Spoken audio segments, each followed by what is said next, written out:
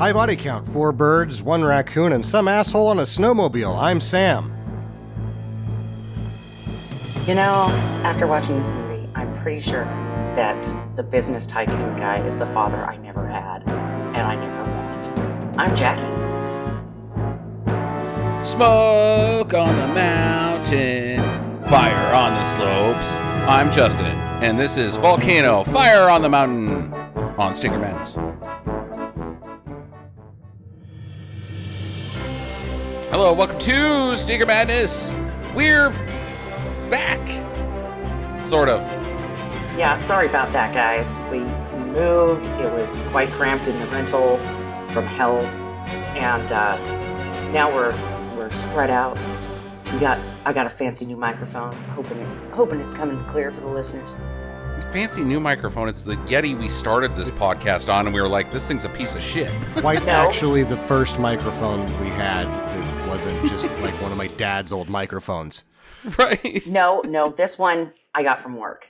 So it's an updated version of the Yeti that we used to have. Oh, okay. All right. Well, then I'm sure. And it's gold. So Yeah. that makes me fucking fancy. I'm sure it's way better than the hundreds of dollars we spent on microphones over the years to make this show sound good. I'm still using the crappy one that I recorded on the rental because nothing is unboxed yet. I found the microphones, but I have no ability to plug them in because I haven't found any of the cords. And my computer, the big boy, is being a piece of shit that we recorded on for eons.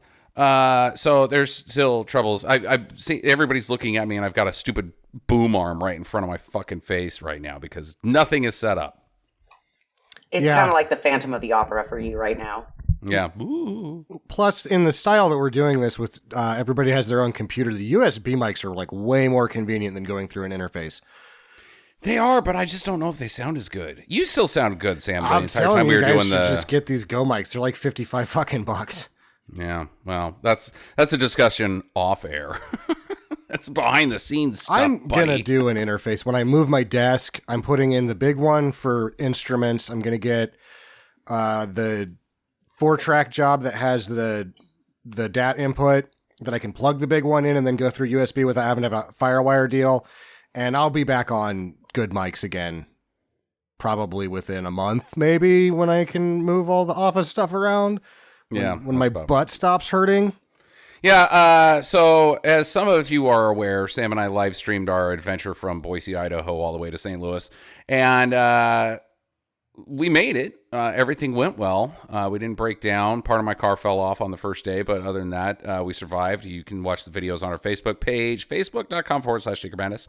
And it was a good time. It was a pretty good time. I think we had some fun. Yeah, and then at 5:45 in the a.m., the day I was going to leave and go back to Boise, I slipped and went all the way down their new stairs. Tailbone hit mid-stair, and then I wadded myself up at the bottom of the stairs. Like, Jackie was like, "Are you dead?" And I was like, "Staircase, don't touch me."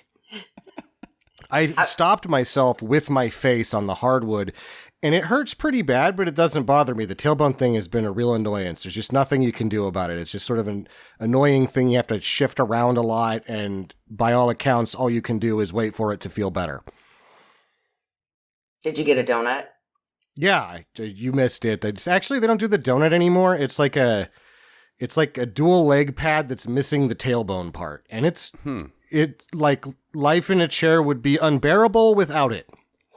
Would you recommend it for hemorrhoids patients?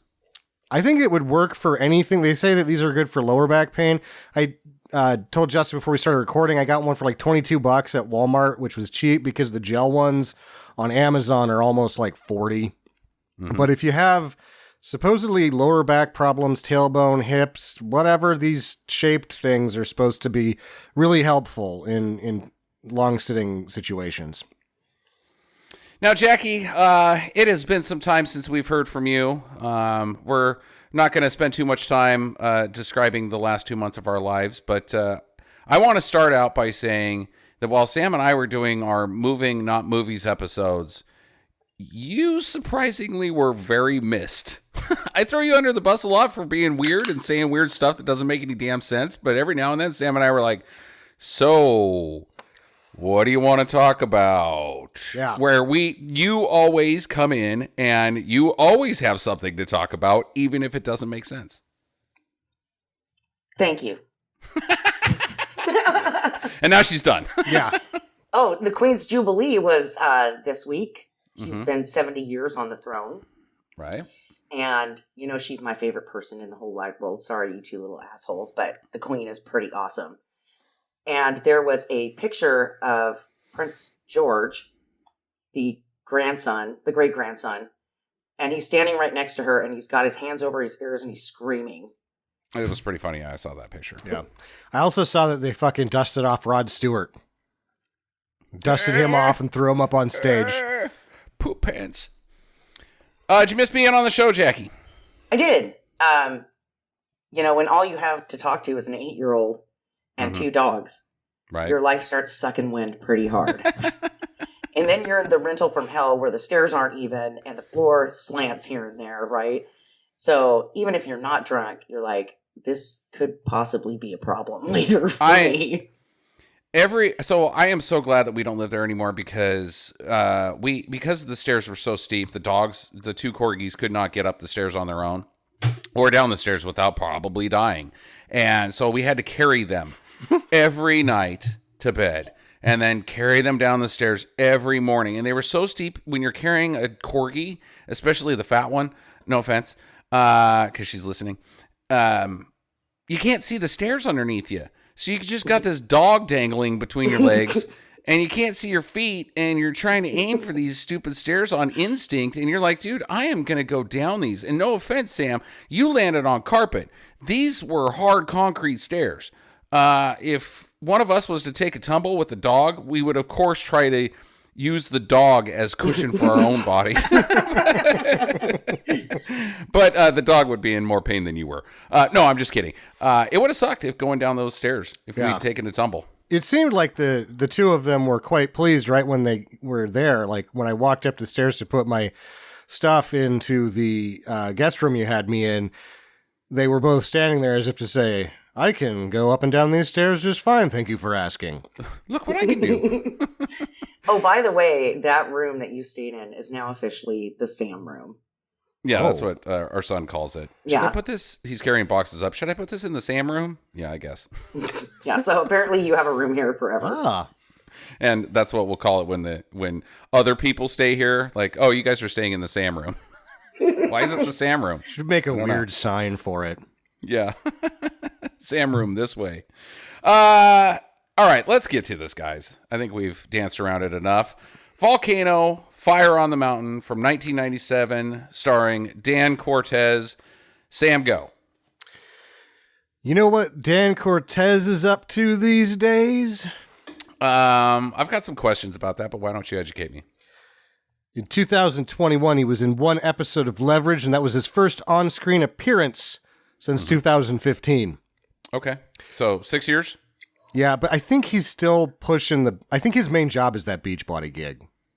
Beachbody gig? The Dan Cortese workout videos. He has workout videos? Yeah. Dan Cortese is like a major in-shape guy. Does he do push-ups with his penis? Yeah. No, like, and 1, and 2, and oh my god, it's broken. Hold on. I've landed on my balls. Because I didn't really want to, I knew about the Beachbody thing, and I knew that he'd still been doing that and all that, so I was like, this is kind of what he does. He does a lot of, like, I have enough money with the Beachbody thing that I can spend a lot of time with my kids. He seems to be a bit of a family man. Those MTV folks had it worse than anybody, as far as an on-screen personality. They didn't get paid dick. Like, you mean like Downtown Julie Brown, yeah, and Dr. Dre, Kennedy, and Pauly Shore.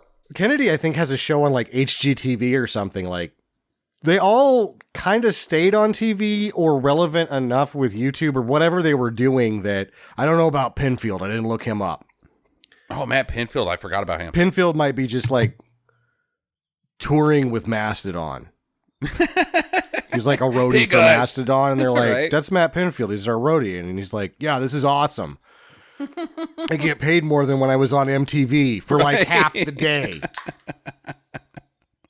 Kurt Loder. Kurt Loder's like, yeah, somebody please. Fox News, where are you? I thought Usually he's Kurt too good Loder for was on Fox News. MSNBC or some shit. Oh, like no that. shit. Oh, he should be. He was a hell of a freaking front man. He's snarky. He needs to be on TV right now. Kurt Loder has got resting bitch face like nobody's business. Yeah, let's get rid of Bill Maher and put Kurt Loder in. Yeah. Actually, yeah, I don't know. No, fuck Bill Maher. I don't know who any of these fucking people are. You don't remember Kurt? You didn't watch MTV very much, did you? No, I didn't. Wow. I have friends. I loved Kurt Loder. He was the guy that broke, you know who? The other Kurt. It was a sad day. Yeah. I'll always remember him. So she didn't really remember who Dan Cortese was, though, Sam. So maybe not everybody remembers Dan Cortese. Maybe we should start there. Dan Cortese is like the reason jock rock is jock rock. Yeah. Or jock jams, I'm sorry. Jock jams. Yeah, jock jams. That's what I was going to say. I'm like, do you mean jock jams? Where everybody was like, they had the fake crowd in the background and the... Do-do-do-do-do. Do-do-do-do-do-do-do. Do-do-do-do. Yeah. Oh, that was way after his time, but that's where that comes from. Well, there's also the jock jam song, too. What? Yeah. Jock jams! Yeah, that's about what it was. Jock in my jam!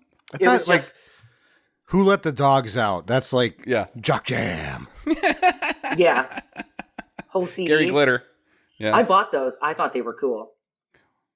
You did have, when we were doing CD roulette, I peeked in one time and I saw like 3 jock jams. I was like, I hope nobody grabs one of those on CD roulette because I'm not going to make it. All right. So, and then he went on to be like an Xtreme guy, right? Like he was the Xtreme guy. He hosted the Guinness Book of World Records, like Xtreme version. Mm-hmm. And then he was like Xtreme in commercials. He did a lot of commercials. Mountain Dew. Yeah. Thinking really his biggest deal is that Beachbody deal. And then everything that was surrounding him had it, like if there was a Z involved, if you could replace a letter with a Z, then you replace the letter with a Z, and the X was always really big. Yeah. Like, whoa, mid-90s, Z's! In his career portion of his Wikipedia page, Bill Hader's Stefan character mentioning Hotter Than Dan Cortese is part of his career. That's about how good he's doing these days. And he apparently can sing and dance like a son of a gun, too, because he's in Demolition Man with the Going to the garden in the valley. Right? Yeah. So that's... Jackie, is Dan Cortese handsome? I thought he looked kind of weird. Okay. He's got a butt chin. Yeah, I mean, he's a handsome dude, I'm sure, for some ladies, but I prefer the middle-aged, portly look. Right? Yeah, you like greasy, slimy trailer guys, so... Yeah, he was much too New York for me. I need a southern trailer park guy. Yeah, I think he lives in Malibu. Yeah, he's a LA guy. Yeah, he's one of those guys that's like mostly handsome, in shape, and was able to do everything he could to not work an hour in his damn life. Good for you, buddy. I'm glad. So who's he married to? A very normal person. Cool. Mrs. Cortese. I looked at pictures of her and it was like... He's still doing the Beachbody thing to push that. You can tell he's still in shape. He's starting to age. His wife gave up 10 years ago, I guess, and he's like, I'm not going to leave my wife. She's great. Yeah. Love them nachos. Let's talk about some other people in this. Let's talk about some other people. The other lead, Cynthia Gibb. Not Nana Visitor. I thought it was Nana Visitor for a second. It wasn't. Nana Visitor. The Bajoran and DS9. Oh, yeah. Right. No, definitely not the same person. It's not the same person. That's what she did with her career, is be not somebody who's barely famous. She's so not famous, not a visitor, that the entire cast of DS9 basically is coming to Chicago Comic-Con, and she's not. Oh, I would think she would show up. Did you watch that documentary? No, what documentary? The DS9 documentary is awesome. About the Bajoran Kardashian War? No, it's just about the production of the show, and it has the guys from Battlestar Galactica and all the writers' room, and they like do this thing where they're going to come up with a reunion episode without shooting it and see if they could still like come back and make the show and talk about the show. She's prevalent in the documentary. She loves everybody. Everybody loves her. She's like everybody in that show is like still in. They still are like, we were on the best fucking show that was ever made. Fuck off, everybody. Let's make it happen, Sneaker Madness fans. Let's get on a visitor at Chicago Comic Con so I can shake her hand. Do it for me. Go on. Go She'll Sneaker Madness Nation. Probably email you like, if you want to come over here, I don't live that far from you. Right. Bring drinks. Right. Okay. Well, I'm down. All right. Who else? Brian Kerwin, I called him in my notes Sheriff Dumbass. Sheriff Dumbass. Sheriff Dumbass was in One Life to Live and started to age poorly. Mm-hmm. Then we're going to talk about the people that aren't stars of this film, that are all people with high credit totals. Wait. What about the mayor? Yeah, the mayor was somebody. Don S. fucking Davis. Yeah. Major General George Hammond from SG-1. Yeah. He's a big fucking deal. And in Twin Peaks, wasn't he a general? He was a general in Twin Peaks. He was a captain in the army in real life. Oh, okay. Yeah, and he was a stuntman before he was an actor. And I always thought that he was MacGyver's boss because I knew that he's really tight with Richard Dean Anderson. But he was not. Vince McGill? Dana Elcare is the boss in MacGyver, but he was Dana Elcare's stunt double. Bruce McGill. Sorry, not Vince McGill. No. So what about the old lady who's running the sheriff switchboard? I don't know who that was. She didn't come up in any of the... She's a townie. She's a townie? Yeah. I thought she looked pretty familiar. Yeah. So she was like probably my favorite character. She had 2 lines. I know. Yeah, that's enough, I guess, in this movie. And she had the look. Oh. You've got the look. So... He's got 145 credits, but he's not the total. And he had a big, Who are we talking about? Don S. Davis has got 151 credits under his belt as an actor, some as a stuntman. But because he had that long run on Stargate, there was a gap there where he could have been that guy with 200 credits or whatever. So he actually doesn't have the highest credit total in here. Linda Boyd, the mom of Jason, has 151. Wow. Okay. Yeah. The only person of color... Lorena Gale, who you've seen in 1,000 movies, apparently only 135. She's in this. April Telek. She was the waitress, right? No, she only came in for a minute and was like, she said something about the disaster relief. She's in for like 2 seconds, but she's like one of the some of the extras had better careers than the leads in this thing, is what I'm saying. Yeah, right? Oh my gosh. John Novak, the dickhead, it's the Prescott or whatever, the real estate agent. 136 on him. Colin Cunningham only has 109. He's the deputy that drives the sheriff around after his truck breaks down. But you recognize him because his 109, he gets long runs in shows. He does a lot. And then even the mom, the pregnant lady, she's got 97. Kendall Cross. So, yeah. Nice. The day players are actually day players here, whereas the main cast was... not, I guess the ABC was trying to push these people and it didn't work out. Where are you getting ABC from? That's where it aired. How do you know that? What's your source? Wikipedia. And IMDb. Right. Originally aired. Concurrent release with Dante's Peak. ABC put it on when Dante's Peak came out because they had a gap and they could just shove this down our throats, and it probably didn't work. I will say the special effects weren't markedly worse than the special effects in Dante's Peak. Yeah, okay, let's go ahead and talk about those. Our son declared that the lava looked like kinetic sand, red kinetic sand. So he hasn't I wouldn't say that's good. Dante's Peak, though. That's true. It looked bad. Volcano had better visuals than the two of these. These seem like right on par with Dante's Peak. There's just a lot less of them. Mm-hmm. The pyroclastic cloud, not bad. Not bad in this.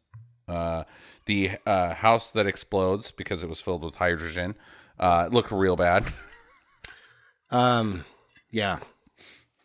The guy that directed it is just a TV director, Graham Campbell. He's done a bunch of TV. The writing room, though, is interesting because none of them have more than 2 or 3 writing credits because 5 producers put together the word salad in this bullshit. I think they shuffled pages from failed projects. Yeah, the real estate thing just does not fit in any form inside of this movie. And there's some tough guy talk. Like at one point, and I'll try to not, because we're going to talk about it later, but the 2 business guys go out on the porch and they're like, oh yeah, well, this is just what a beautiful view you see in front of you. And the guy that's getting pitched is like, look, I've been a salesman for 20 years and I know when a pitch is coming. So just get to the point, bud. And he's like, a man of action. I like your style. And it's like, this is the most generic cliche drivel. Like, I mean, I love this script. I was like, dude, this is my tough, like there's so much I can quote from this movie because it's just the usual language that I use every day when I'm trying to be a cheese dick. So this works for me because it's like, oh, hey, you're a guy. We should be guys together, guy. I accuse it of shuffling because I've been in that room. I've been in the room where I don't have time to write anything. The other guy hasn't had time to write anything. And Dave would just pull some scenes out. Yeah. And at one point I was like, Dave, can I just shuffle the pages? Can I do that? And he was like, I mean, we could try.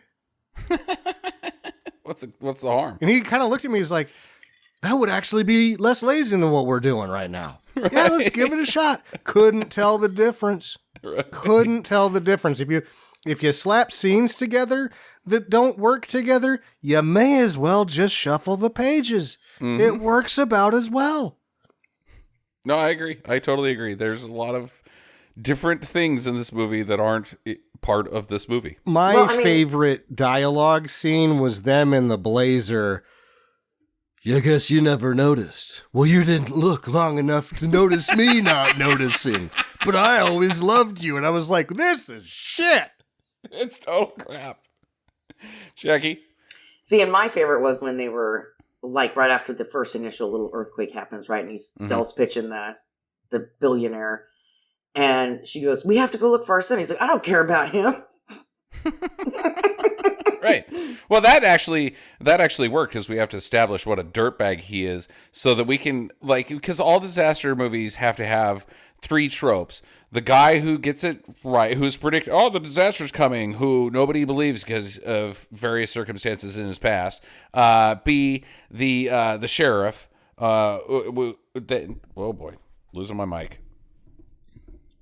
The sheriff can also be replaced by the random do-gooder, such as Stan the Man-Checking Man from Volcano itself. Yeah. And then the third guy, the bad guy that you want to die, i.e. Don Jr. in Rampage. I can't remember which is... So it's... Ernest Borgnine is... he's not really the sheriff in Poseidon Adventure, but he's the sheriff character, right? Yeah, I would say so. Yeah.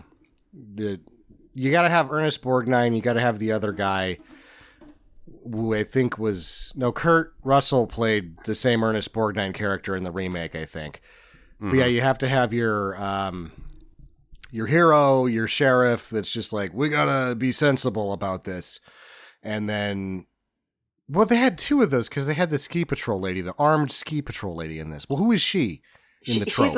She's the sheriff's sister. Well, I know, but like in the trope situation.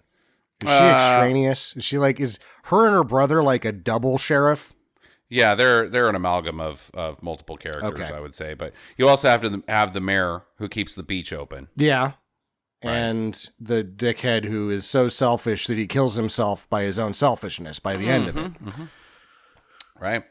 Are we ready to get into this? Yeah. Also, just so you know, I have renamed this movie Cortano. Cortano. Yeah. Should we get that, or do you need to? Cortese Volcano. Mashup. Cortano. Oh, God damn it. Jackie, I missed you. At no point did I ever miss Sam. Cortano. That sucks. And I totally love it. Okay. So, all right. This starts out with some skiers shredding some gnar. That's what they're doing for their honeymoon, I'm guessing. oh my God. He's like, aren't you glad that we didn't go somewhere tropical? And she's looking at him like, no, butthole. I didn't. Do you know how much weight that I had to lose to get into my wedding dress? And it's probably the best my body's ever going to look. And now I'm stuck on a goddamn ski slope. And I'm wearing a marshmallow. Yeah, my face is cold. My hair is all wet because I didn't even bother to pack a ski hat. And she's like, fuck you, dude. But I love you. Watch me catch some gnar. By the second sentence, I'm like, why are they not dead yet? You don't have to wait long. You don't. The dude is like, hey, let's go down this black diamond. She's like, but it's got a sign that says it's closed. And he's like, oh, yeah? And she's like, you're right. Let's go. And then they bet that the person who loses the race has to give all-night back rubs. So, like, they're betting sore hands. And a Indian burn on your back. Yeah, you realize you guys are on your honeymoon, right? All night back rubs. You should be doing something else. That's for like 30 years down the road, and even then you're like, honey, just go to the spa. I'm not going to do that. Yeah, Jackie, do you want to race me in skiing for all night back rubs? No, I didn't think you would because you'd lose, right? No, it's just that's stupid. One, I wouldn't want an all night back rub because eventually you'd be like, dude, get off of me. I'm trying to like get drunk and watch crime movies, and you're back there going, that's a good point. Well, what do you think about this? And you'd be trying to talk to me, and I'd be like, shut the fuck up. That's a good point. Like, I'm done. Just go away. So, do you think you could beat me in skiing? I've never skied before in my life. So that's not the answer to the question. So I'm thinking I'm probably going to be a natural, and I know about the pizza and the French fries. And I think I could do it. I think I could get up there and just kick your ass all the way down the mountain. Granted, I might not get down the mountain on my skis. I might just fall and turn into a giant snowball, but I'm getting down that mountain. If I am trying to shut down the community center for the Native American children, and the only way that it can be kept open is if one person takes me down on the mountain, would you nominate yourself? No, if it's the three of us, Sam's got to do it. Sam's got a broken ass. I'd still beat you in a ski race. He's on the bench. He's on the bench. No, he's not, because he just even said, I can beat you. No, he couldn't. When's the last... I ski still. That's a good point. You're not going to fucking last... If I hit a tree, you got a chance. That's the problem, Sam, is you still ski. I never skied. I glide. Oh, fuck off. I never saw you off the platter pole, bud. Oh, my God. One time, I will tell a funny story. When we were in high school and we took Lifetime Sports and we had to go skiing, I pretended that I had really cold hands so that my girlfriend would let me stick them up her shirt. Oh, these things, they're so owie. Somebody help me. She's like, here, put them up here. Save me from frostbite. Right. Them titties are the only thing on this mountain hot enough. Keep me from having two stumps on the end of these buff arms. Here's the thing. I might be a total moron. I might be just the worst. I'm sorry, Jackie, for everything. You poor lady. You know, we're on the second line of my notes still. So she, the new missus, she yard sales it into a tree, and it's hilarious. And he's like, whoa, bad crash, babe. See ya. Yeah, he doesn't even care. She's like, are you going to help me? And he's like, no. And then he turns around and starts skiing and then immediately gets eaten up by the Volcano Mountain. He doesn't stop. He's like, I'm not doing the back rub thing. Even if I don't make it through this, I'm not losing. Dead. Right. Yeah, the earth opens up and swallows them both. You know, the earth was just doing them both a favor. It was like, You're not procreating, chomp. The lady had like held on like there was supposed to be some peril that we cared about. Right. And I was like, please, a raccoon needs to come and peel her fingers off and be like, peel her fingers off of what? She was clinging to the side of snow. Yeah, it would be hard. It wouldn't be very hard for the raccoon. I got tiny little human hands. All right, cut to our man, Dan Cortese. I guess he's a volcanologist or just a He's geologist. a geologist. Okay, all right. That apparently works in the basement of the Geology Awesomeness building, and he is the world's biggest fuck up because he's 50% right about major earthquakes. And volcanoes, which is like 1,000 times better than everyone else. Yeah, yeah. Jackie, you live in the Midwest. How many tornado warnings have we had? I think just one. No, we've had 3. How many tornadoes have we had? None. None. Right. So being 50% on volcanoes blowing up, I would be like, yeah, it's pretty good. That's really good. Sam, what's Steph Curry's 3-point percentage? It's damn near 50. It's 36. You son. Oh, is it? Yeah. Yeah. Since his when? lifetime. If now Lifetime. in the NBA, if you're under 40, you're not allowed to jack them up anymore. No, his lifetime's 36%. Oh, lifetime. He played before he reinvented the game. Okay. So he's known for the 3-pointer, and his lifetime's 36%. Is that good? it is. Would you trust the rock in Steph Curry's hands to get it in the 3-pointer? Ray was around the same percentage, and I would have given Ray the 3 any day of the week. Hell yeah. If you're at 50% predicting volcanoes, I'm like, that's the guy. You are an all-star, possible MVP, Hall of Fame volcano predictor guy. Yeah. Also, stop breathing through your mouth. Use your nose. Get some air to that brain, Dan. That's not part of the Hall of Fame requirements, Sam. It's just being right or wrong about volcanoes, not about closing your mouth. Yeah. All right, so he sees the signs. He's like, oh, shit. I've got a computer model in front of me that makes no sense to the viewer, but it makes a lot of sense to my character. This thing's about to go bonkers. I should sell somebody. Meanwhile, we meet the sheriff and the missus. She's pregnant. They meet at a diner and talk about Kelly and her ex-boyfriend. Spoiler alert, it's Peter, who happens to be Dan Cortese, the geologist. Did you catch And that's his... about as good as his their relationship was. That burp. Yeah, right? Did you catch what his full name is? Who? Peter Dan Slater. Cortese? It's Peter Slater. Slater. You Yeah. can't do the He's Yeah, you already shouldn't breathing do it. through his mouth. He's now What about Peter Parker? Peter Parker. Peter Parker seems to work better. There's alliteration there. There's no alliteration with Yeah. Peter Slater. There's Peter only Slater. Well, because- rhyming, and it's weird. Those two names are both like first names, right? Mm-hmm. And you can't have two first names for. Actually, no.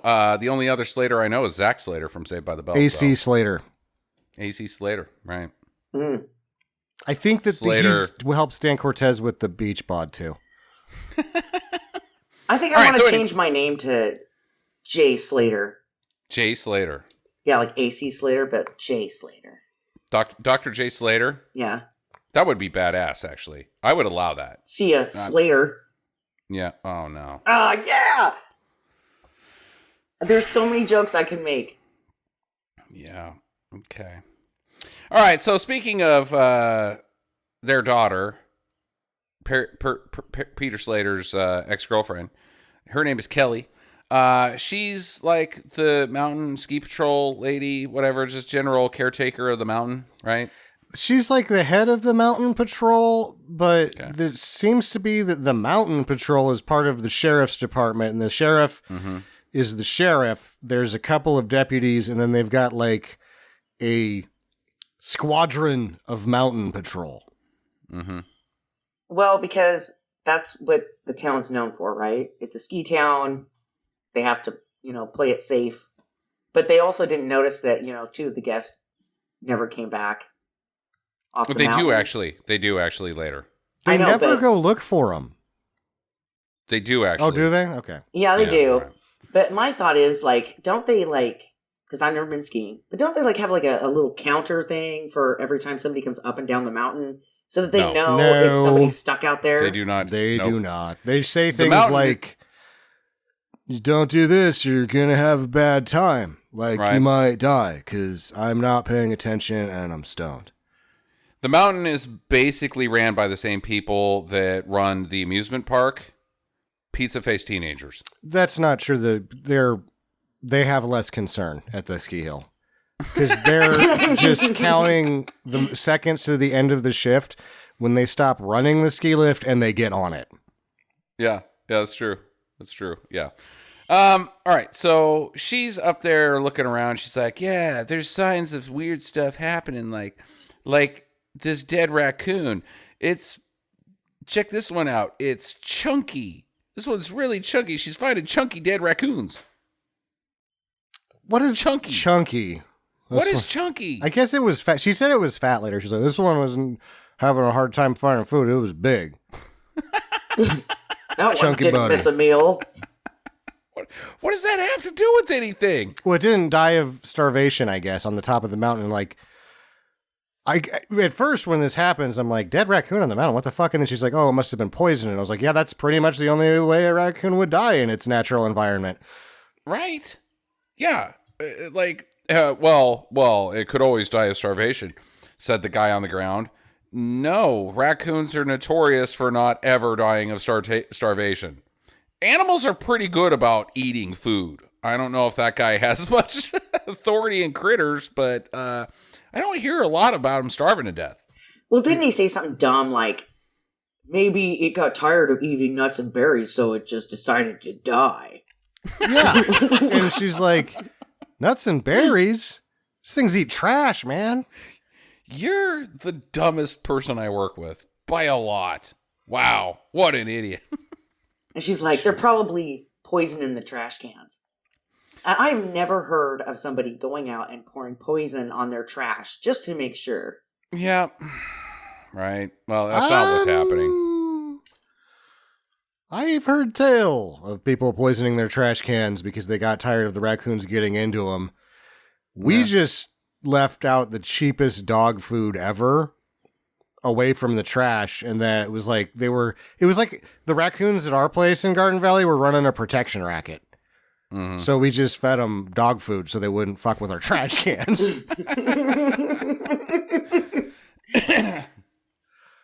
You're behind this month, Sam. No, that you are not feeding a raccoon that likes to be fed a lot. Okay, so Dr. Peter, he calls in to the people who don't believe him and say the mountain's going to blow, and they're like, I'll be right down, and we'll talk about it. And she's like, she gets there, she's like, you've been wrong before, Buster. And he's like, God, do we have to do this in every single movie?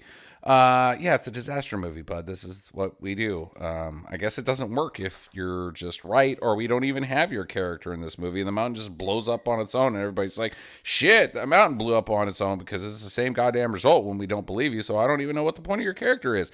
How about we have a guy in a movie about disasters that just runs around punching guys? That's something we haven't tried before. And Dan Cortese is like, well, that's not what we're doing here, lady. You got to not believe me. He's like, and that's the end of that scene. I'm Dan Cortese. You're obviously looking for Treat Williams. Right. And the mayor's like, no, I'm not going to clear the beaches. We got a bunch of people coming in this weekend. The tour is tour season, which, like, there's snow on the ground, so it's not tour season. It's skiing season, asshole. And then Kelly is worried, and she's like, no, you got to close the beaches because all these animals are dying. There's something going on, but I won't listen to my ex-boyfriend who's a volcanologist because he's my ex-boyfriend, and he was wrong that one time. Shasta. Do you remember Shasta? Right. The cola or the town? Both delightful. So Bill and Brenda, this is where we get some important stuff happening. Bill and Brenda show up, and they're like, all right, thanks for inviting us to this town. Jason's dad, whose name I never freaking caught the entire movie. He's just Jason's dickhead dad. Yeah. And they're like, Corbin. Oh, Corbin. Okay, yeah, well, that makes sense. They're like, well, it's good that we're finally here. Now, how about we get this, get to the point of why we're here. Wait a minute. Where's your son? Because I don't talk to anybody that doesn't have a son. Because the dad is like, before they show up, son, I've got a big client meeting coming in, and we got to pretend that we're a family at least. And the kid's like, dude, I just want to listen to my Walkman and sit in this chair.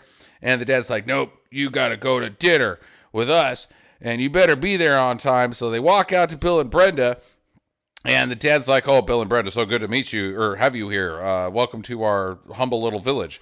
Wait, honey, where's Jason?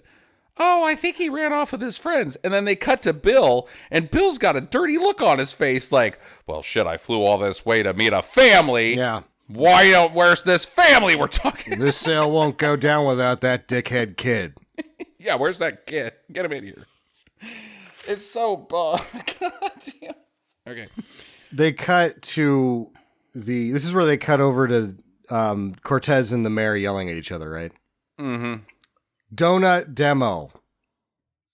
Right? He's like, see this hole here? It's like a volcano, but it's like a jelly-filled donut.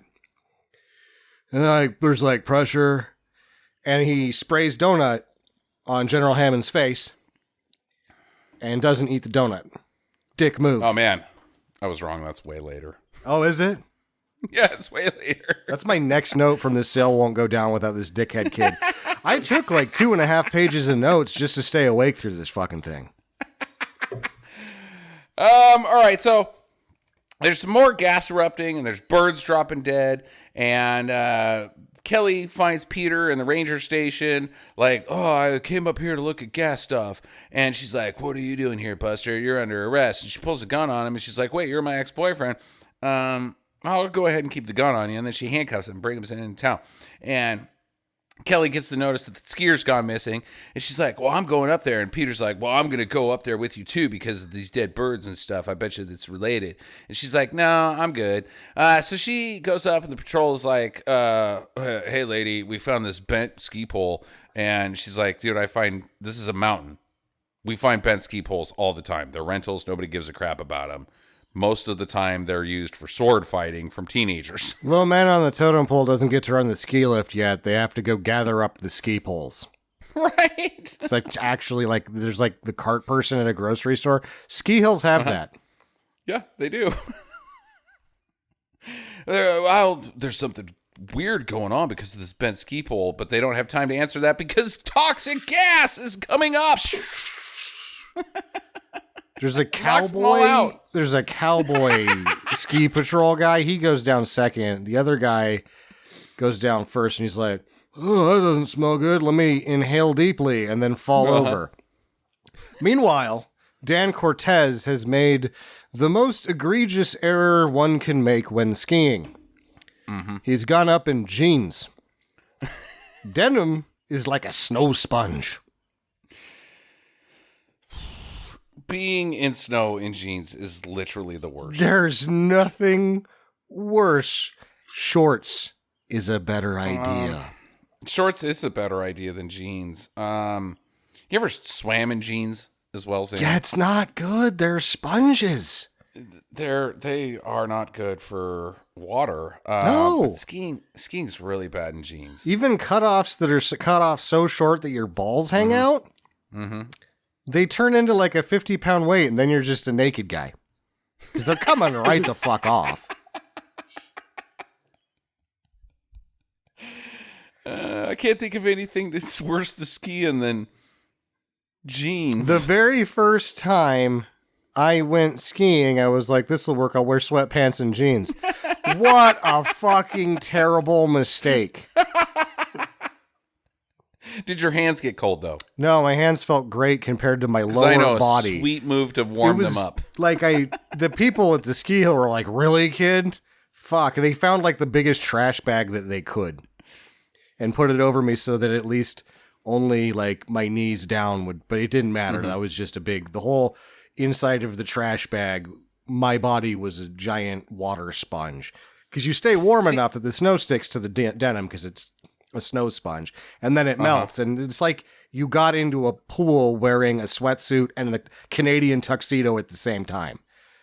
See, here's what you do is you get denim gloves. Then you have a reason for your hands being so cold, and the ladies will never detect your deception. But if you're like, hey, wow, my calves are really cold from these denim jeans, well, you can't just ram a couple calves, your ankles into a lady's shirt. The problem with the denim gloves would be that you couldn't grab the ski pole or anything. Like, I can't use my hands anymore. I'm wearing denim gloves. See, this is all the fun stuff you missed on the ski mountain, Jackie. It doesn't sound very fun. And, my thing is I would want to just hang out, and if I was in high school, I just want to hang out and look at boys. I wouldn't want to go skiing. I fucking hate the snow. That's what you do in the lodge. You go to the lodge and drink cocoa and look out the window. Yeah, like, I like to look at snow. I don't like to be out in it. I don't like to sled or any of that shit. I like to shop. Maybe. And wintertime is great for shopping because there's nothing else to do. Well, don't shop for jeans. No, never. Unless and you're the skinny leg inside. skinny leg jeans have been the best invention ever because they stop right at your ankle, right where your shoe comes up to. And so, you don't even have to drag your pant legs through the snow anymore. Somebody should put that to the test. Are skinny jeans good for skiing? Yes or no? Well, I mean, they wear tights in the Olympics. True. All right. This movie is taking place. So Peter skis up. He sees all of them passed out in the snow, and he's like, I can breathe carbon monoxide or whatever the poison is, and skis up there, grabs Kelly, pulls her to safety, pulls the other guys to safety, and then lights a flare, and he's like, Willem Dafoe, come pick us up. The whole time he's fucking up because he grabs the radio and he's like, send a chopper. And then he throws the radio. You're like, and on the radio, there's like, where are you to send the chopper? And then he's like, flare. Oh. He could have been like, I'm at C-23. And they're like, oh yeah, we'll just be right over. I personally like that he assumes that this small shithole town has a chopper. It Well, doesn't. apparently they do. Did they? There's no airport there. True. I never saw the chopper. Was there a chopper? I don't think there was a No, chopper. they were just like cut to being in the infirmary. Yeah, I guess it came and got them and didn't have a scene in that movie. Looked like the cafeteria of the ski lodge. Mm-hmm.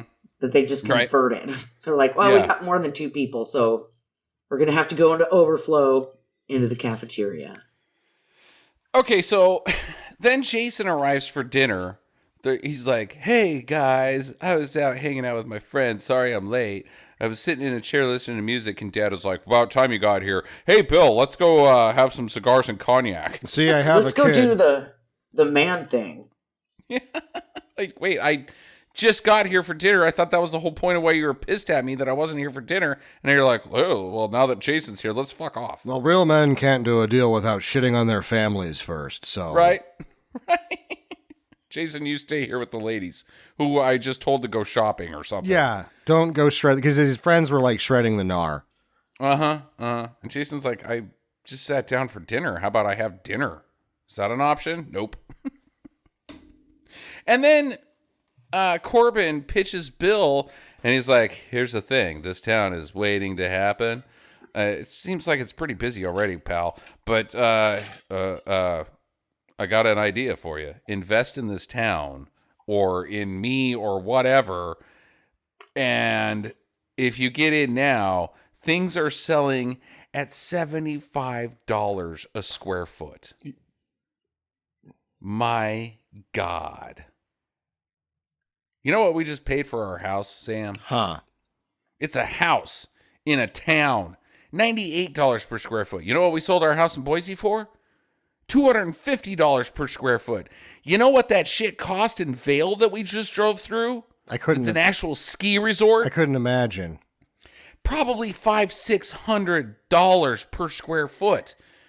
$75. Could you imagine buying into this ski town at $75, and then in the year 2022, you're like, kablam, I'm rich AF. Yeah, and he's also like, 30% return on 10 million, and he's like, I like 40 better, and I'm like, huh. So that used to be 500? reasonable business, because now no one will do a deal unless they're going to get 10,000% return in 2 years. I mean, like, could you imagine in 1997 buying into Vail or Aspen or any of those bastards at $75 per square foot? Wowie, wow.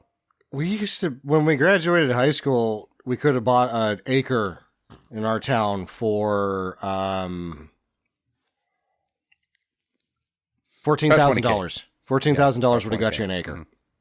Yeah, you can still buy an acre in Southern California for $1,000.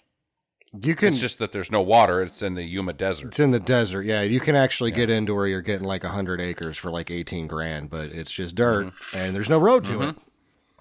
Or water, and you're going to die. Gonna die from lack of water. Yuma. There might Zucca. Yuma, die. Yeah, Yuma die, and the beast of Zucca Flats is gonna get you. Okay. Yeah, I couldn't believe when he said that. So they go and meet the mayor, and the mayor's like, "Oh, I love business in my town. Business, business, business." And then the next day, that's when the mayor's like, "Peter, you are a dickhead. You're always wrong." And Peter's like, "Yeah, well, look at this volcano. It's called a cruller." Squirts him right in the head. I thought it was funny. I was like, this is probably the funniest part of this movie so far. Yeah. It was pretty funny. He just storms out with a jelly donut on his face. He's like, "Oh, I heard you were Mr. 50%. That's pretty good for coin tosses." So I'm not going to listen to you. And they never say whether Peter is like actually a geologist or if he's just the janitor that happened to be watching the computer for the guy who was in the bathroom. Because like he's calling the other lady doctor, but they don't say anything like that to him.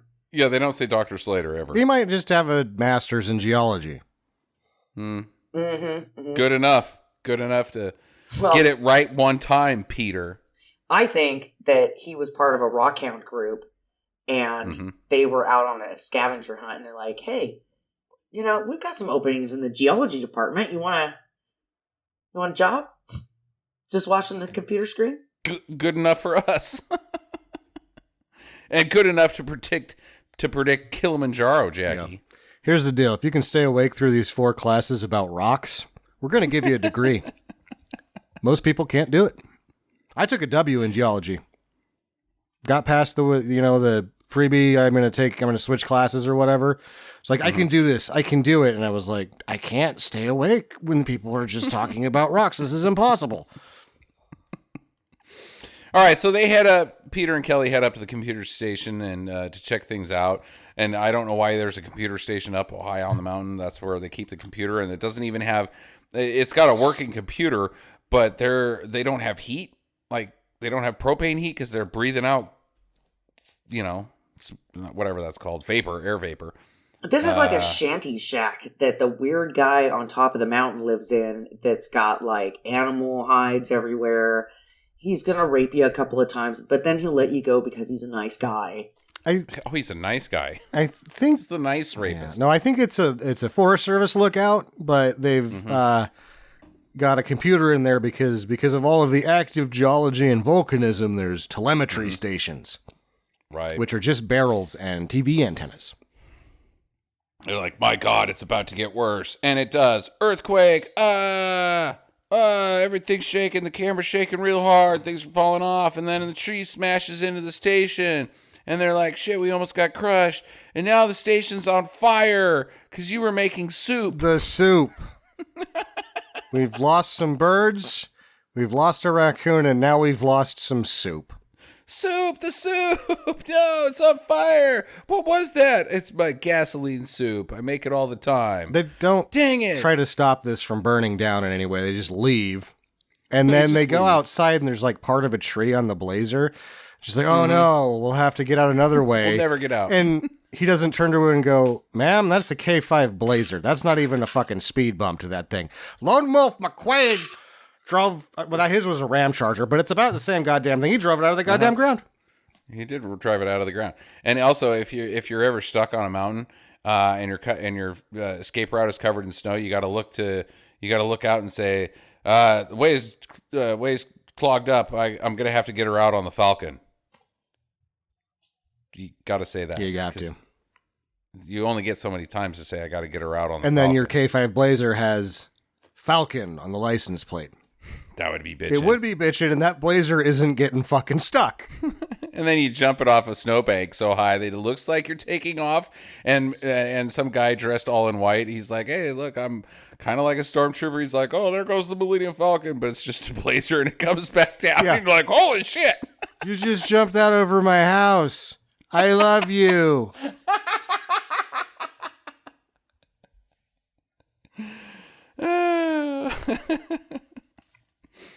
So they get on a snowmobile and take off, and then the friggin' station explodes. Well, the reason she didn't want to take the blazer is because she was like, I've heard of this trick, and I can get him back. If I'm like, if your hands are cold, you can use my shirt as we drive around on this snowmobile. He's like, well, yeah, no, my hands are fine because I just warmed them up against that house that exploded. So I'm good there. Thanks. Yeah. Ooh, toasty. She actually didn't take the blazer because she's like, if I have to hear that dashboard rattle anymore, I'm going to fucking kill somebody. So people are panicked back in town.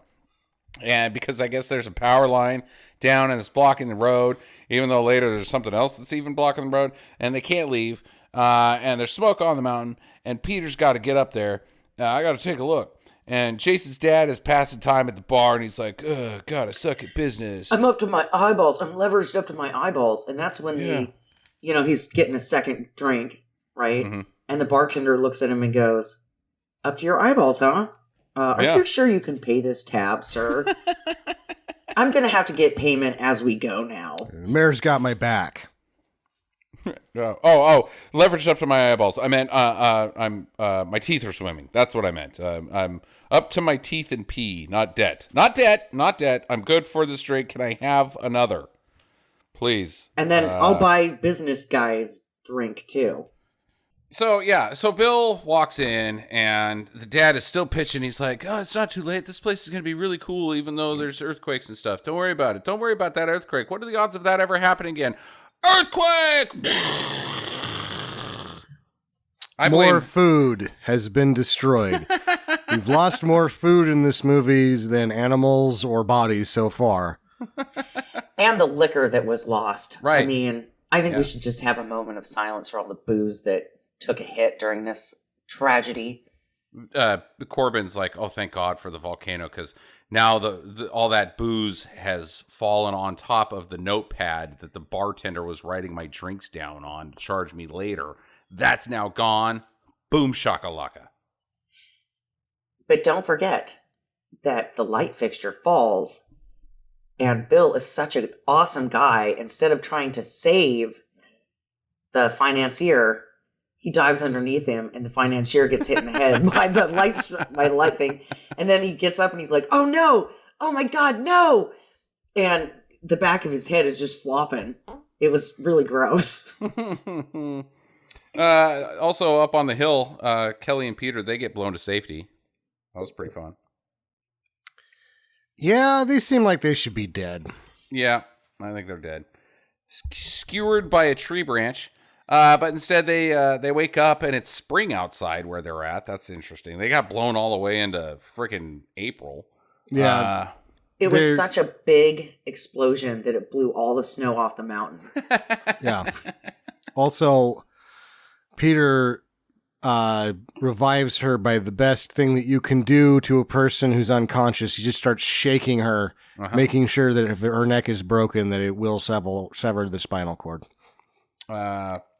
While I'm shaking you, I will use my very cold hands up your shirt to, it's a double, I'm going to shake you and warm up my toasty hands in your bosom. Yay. He did do a boob grab. It seemed inadvertent, though, earlier when they were in the pass out from the CO2 earlier. Mm-hmm. He, ran from her to another guy, and he basically, pushed off to get back up and run to the other guy with her boob. Oops. So they walk up to the caldera, and they're like, my God. Back at the lodge, Bill is dead, and so are Jason's dad's hopes of fortunes. And then we get our first, our only mention of the pyroclastic flow, as also mentioned in our Volcano and Dante's Peak episode. We got to bring that up. Pyroclastic flow. Anybody like pyroclastic geology? Action. Oh, I'm sorry, I fell asleep. well, Peter and Kelly are not falling asleep because in order to cross the lava river that's running down the now first time mentioned ravine in this movie, the only way they can get across it is by crossing a log. That's a log bridge. Sounds reasonable. And I like how he's such a gentleman that he lets her go first. Yeah, he gives her a kiss for luck, and then he's like, okay, now you get on that log and see if it's stable. He doesn't even say that. He gives her a kiss and then just kind of like, doesn't push, but like, just enough to guide someone into like, maybe you go. Yep. We could both go at the same time, or just you could go first. That's right. Just in case the log's not stable enough. Well, she makes it fine, but then he falls while he's crossing and uses his balls to catch himself. That's where the wiener push-ups really came in handy. Oh, there it is. It's okay, don't worry. I have my wife speed bag me. These nuts are flatter than pancakes already. Then the sheriff... Do you guys like that? What, speed bagging? No, we do not. Oh, no. Okay, just checking. Man, do we even care about all the peril? No, the most exciting thing that happens next is the sheriff runs in and he's like, Helen, you don't smoke. And she's like, I think today is a pretty good day to start. Mm-hmm. But then she like murmurs to herself, I've been smoking a pack a day for 35 years. What the fuck? Yeah, now the road is blocked by debris like rubble and pregnant lady. It was a pregnant lady. There's a pregnant lady in the car, and the sheriff's like, God, if I could only find my wife. Little did he know that she's trapped under the rubble, but not really. Passenger door's fine. She's okay. She just got unconscious from volcanoes. From volcanoes. Yeah, but the old lady that's smoking, right? Mm-hmm. He's like, do you think that she made it out? And she's like, yeah. Yeah. And then you look at her face and she's like, God, I hate lying to this asshole. Leave me alone. I'm trying to smoke. Get out of here. Yeah, and then Jason finds his mom trapped under a beam, and she's like, "Ow, get this thing off of me." He's like, "I'm just a little kid. I'm only like, I got to learn experiment, so that means I'm at least 16, even in 1997." And she says, "Quit doing that. You're hurting me." Yeah. Right? Also, why is there an I-beam in a log cabin? Right? A steel beam, they say. Huh. Overbuilding them up there, eh? And so he's like, I'll get in the Cadillac and hot dog it out of here. And he goes out and he finds the pregnant lady who's gotten out of the car and is walking around. She's like, oh no, my tummy, I'm about to poop out a baby. He's like, get in, lady. I'll pour some hot water for you. And she's like, see, that's just a thing that people tell adults to say, or that adults tell kids to say to get them out of the rude while I spit a baby out of my vagina. Go boil some water, kid. Yeah. But, she had that baby without even taking off her pants. So, pretty I wrote impressive. that down. I wrote down, if she tries to have this baby without taking off those pants, this whole thing's going to get worse. Well, she can't take off the pants, Sam, because she was wearing jeans in snow. Yeah, they're hard to get off after you get them spongified. Yeah, the zipper is now frozen. There's also a part we missed where the kids, like his mom walks in before they get trapped and their house falls apart. Where he's like, this is all my fault. And she's like, no, your dad's an asshole. And I'm like, volcanoes aren't anybody's fault. And being an asshole doesn't make volcanoes either. No, you don't understand, Sam. It's my dad's disappointment. If I just made him happy and he could have been proud of me, this situation would have never happened. Volcano. Everything would have worked out. Volcano. Your dad was an asshole when I married him. Volcano. Yeah. Why'd you marry him? Volcano. Yeah. Volcano. Son, it's just been a big misunderstanding. I'm sorry I've been neglectful and cats in the cradle and all that sort of stuff. But here's the thing. I am really proud of you, and I will love you for who you are the rest of your life. Volcano. Stop touching me. That hurts. Volcano. Good thing we have an all-wheel drive STS. Then, so he's got he just drives her to the house down the road rather than back to where they came from to see if there was possibly a way to help. Then he gets on the radio, gets the sheriff on the radio, and he's like, my mom's trapped. That is all I have to say. Goodbye. And this lady I just met spit out a baby. Through pants. Yeah, she pooped it out. Because I don't know how that works. This resolves itself nicely with apparently Peter and Kelly end up at the other house, make some really goofy way of picking up the I-beam that would be harder than just picking up the one side of it. And then if he's got a beach body, he should be able to handle one side of that I-beam. True. They are rescued. Everybody's rescued. Next thing you see, the sheriff's talking to his wife. She's got a baby. Pretty sure the stork brought that one. Yeah, it came out of nowhere. Jason and their mom, they're like, Mom, oh, I'm so glad you're okay. And Jason's dad walks up, Corbin. He's like, guys, I'm so glad to see you. And they're both like, go to hell.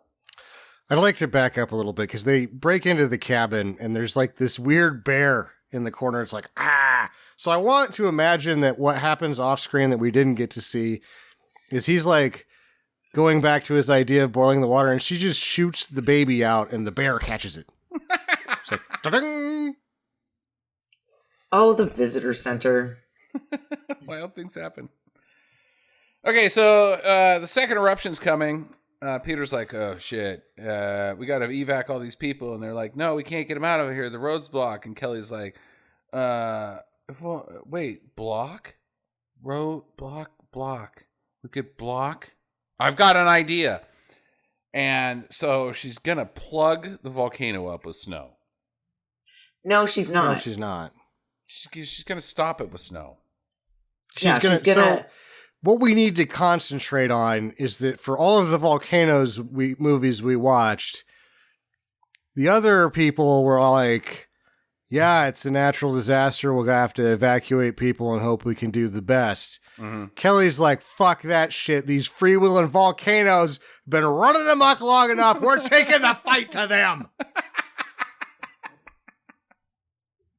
Because that's what she's doing. She's taking the fight to the volcano. And then she's like, I have these flares that I've converted into grenades. And the sheriff's like, you're fucking nuts. What the fuck were you going to do with those if you didn't have to take a fight to a volcano? And she's like, yeah, that's why the last mountain lodge blew up so fast. And I was trying to just push you out because I knew that my flares were back there. That's where I kept my depth charges. So they snowmobile up with these charges and they start chucking them into the snow. And she's like, now ski. And it causes an avalanche. And they outrun the avalanche except for Dan Cortese. He's like, go on without me because I just yard sailed. And what's yard sale? It's when you wreck so bad that all your shit flies off of you and people can just pick it up. Oh my God. It happens. You're sprawled out going, ow! Everybody's just taking your stuff. Usually, there's like a 13-year-old kid that brings your first ski back, and he's like, you okay? And then he teaches you how to ski better. Right. Damn it. Because he's the only one that's worried. Everybody else on the mountain's a dickhead. Yeah, skiing does not sound awesome. It's so awesome, Jackie. Oh, man. It's fun. It's a lot of fun. It's so fun. So Jason's dad sees the lava coming, and he's like, wait, lava over here? Avalanche over here? Give me that snowmobile, bro. I'm out of here. Yeah. Yeah, he pushes the guy off the snowmobile. And then he just drives straight into the lava. He jumps into the middle of the bullshit, like, I'm going to get out of here by killing myself. What the fuck? And that's when you're the happiest in this movie. But you kind of wish that he would have had a better death. So yeah, absolutely. I was thinking, because in Volcano, Stan the man chucker, right? Mm-hmm, mm-hmm. I was kind of hoping that the dad was going to get hit in the face by some stray lava that didn't quite get done with the snow. Mm-hmm. And then it was going to burn off of his face and he would be screaming and everybody just be like, fuck that guy. See, I think whenever you kill off the guy that you want, that everybody wants to die in the disaster movie, you got to give him hope, like the "I made it" moment. So what I would do is I would have him jump over the lava flow in slow motion and get this look on his face, like "I'm gonna make it," and then a shot of just one of those lava bombs just totally comes out and takes out the snowmobile. And then he just does the comedy fall straight into the lava and goes, the one ring to rule them all. Yeah. Or he gets hit in the face by a bird. Oh, a bird taking him off. That would be good, yeah. And then it just knocks him off. Uh-huh. I like that idea, too. But they didn't do that. It's just this cut of, like, I think he died by lava? Sure. Well, what happens is the lava and the avalanche run into each other right in the center of town, and that somehow still works out for everybody. And then years later, the Sci-Fi Channel will build years of programming off of things just like this one scene, done stupider and more entertaining. Because this could have been called Avalanche versus Volcano. You must have watched a different cut of this movie, because what happened in my notes is the lava flow comes and the avalanche hits it, and that creates a vapor cloud that explodes. Where trapped steam causes a rupture in the ground, and that explodes the entire mountain, which sends ash and lava bombs all the way to Denver, and then Colorado's basically wiped off the off the map in an instant. But even worse is the shift in the tectonic plates, which causes the Yellowstone volcano to erupt and ends all of life on the entire planet. Yeah. That was the cut I saw. No, it like breaks the windows in the lodge. You cannot stop lava with snow. You can't. It is stupid. Even if it wasn't for the instant vaporization of huge amounts of water. You're one of those assholes that's just going to let these volcanoes keep freewheeling all over the fucking place because you don't have the balls to take the fight to the volcano. Exactly. Well said, Sam. This guy's a wiener. I mean, if we left it up to him, we'd all die. Hey, man, volcanoes have a right to be volcanoes, just like you have a right to be Jackie and Sam, man. No, Fuck they that. don't. You gotta get out of their way, bro. They're just trying to be volcanoes, man, and it's not your right to take that away from them. Shut up, you hippie, free-loving weirdo. Yeah. No, we're going to read about me 2 years from now when I caused a chain of volcanoes to blow up by trying to blow up one of them, and it turns out it makes them blow up more. Mm-hmm. And that's the end of the movie. So, no, Dan just like walks down and he's like, hey, I guess it missed me. What? Can I get a ride? What the fuck? How did you... Which part? Like, it didn't miss anything. It fucking destroyed the lodge still. He just like walked through it like, oh, I guess I'm all right. Like, how the fuck did he make it down the mountain? Maybe it just passed over him. And why There's so much snow that it just passed over him. Not get to see Jock Jam's gnar ride a wave of avalanche cano? Right. That's why I showed up. It was right there. It's low-laying fruit, and ABC couldn't pull that one off the tree. P.U. P.U. And then they're like, I'm due for a vacation. And he's like, yeah, let's go to Hawaii. And then she's like, there's a volcano in Hawaii. You son of a bitch. You're just taking your job over me again. And then she storms off and he's like, hey, wait, we can work it out. Can I still get that ride into town?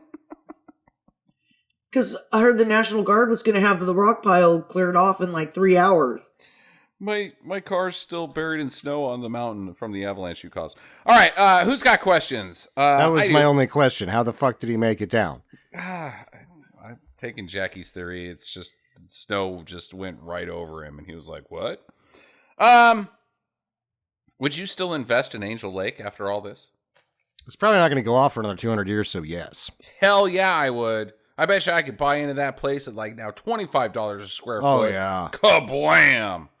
Veil number 2. Probably Wowie by wow. the lodge, even though it's a total loss for nothing. Nothing. Still get all the ski lift equipment back operable. You'd be on like a 45-year for a property rehabilitation loan. You'd make a killing on this place now. Right, not to mention all the lava that hardens eventually, and you could like make that part of your marketing, like ski on top of a lava flow, bro. Well, now you've got a secondary attraction for the summer, right? Is come and see the lava. Right. And hike up to the volcano that's no longer active, right? But you could divert the ski equipment, the little belt thing, whatever that's called, right? The Where you little sit on belt thing. The ski lift? The belt The thing ski is the lift. platter pole. The belt thing. Ski lift is the one you sit in. Yeah, the ski lift. And then people could just take it up there and like poke around, maybe get a volcanic rock to take back to their house with them. I mean, they could sell the rocks at a gift shop in town. Yep. That are, This place have is a been cash carved. cow. Have been carved into like. You're thinking too small, Jackie. Many of these ski mountains that are like, oh, we got to do something in the summer. They've got mountain bike. They're putting roller coasters on there now because why the fuck not? Imagine that Volcano roller coaster. Come on, you'll make oh god, so much money. Volcano coaster. Hell yeah. Either Cash that or you and could over do fist. Jeep rides into the volcano. And speaking of Jeeps, also and the volcano, you could also just make dinosaurs.